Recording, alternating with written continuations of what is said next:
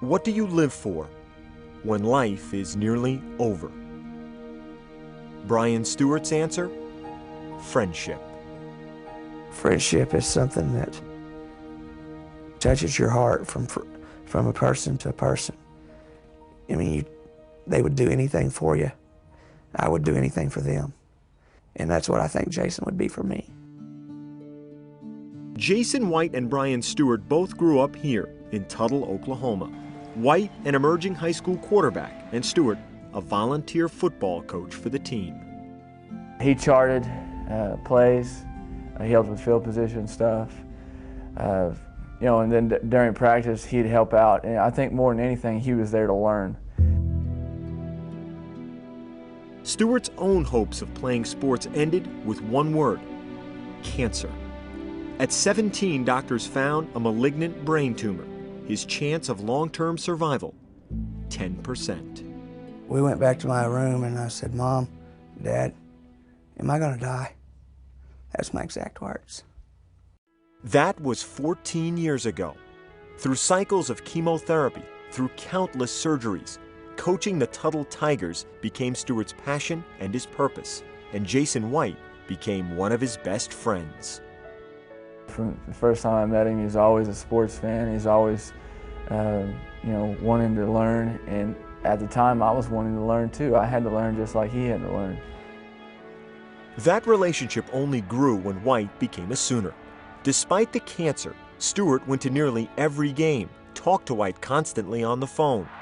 When White blew out his knees in consecutive seasons, injuries that threatened his career and required grueling rehab, Stewart was his support and his inspiration.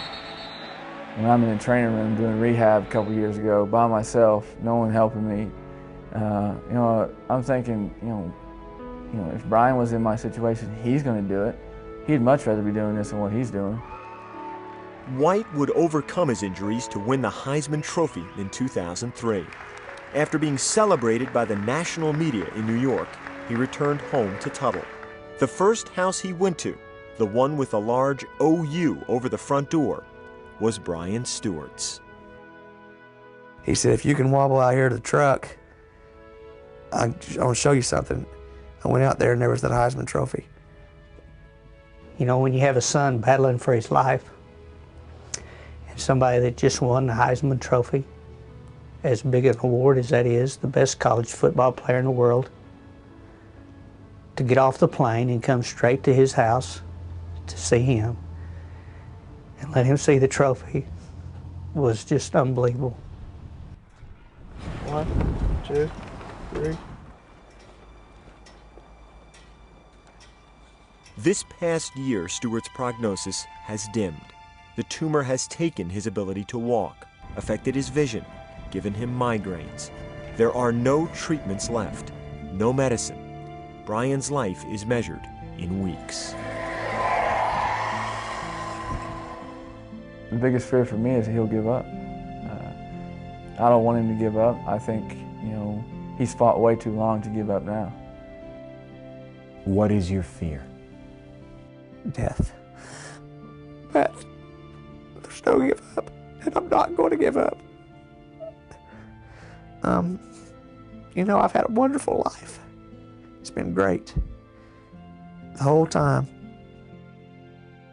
Through the worst year of Stewart's life, White has continued to shine as more than a player, as a beacon and a friend. I think Jason is keeping Brian alive.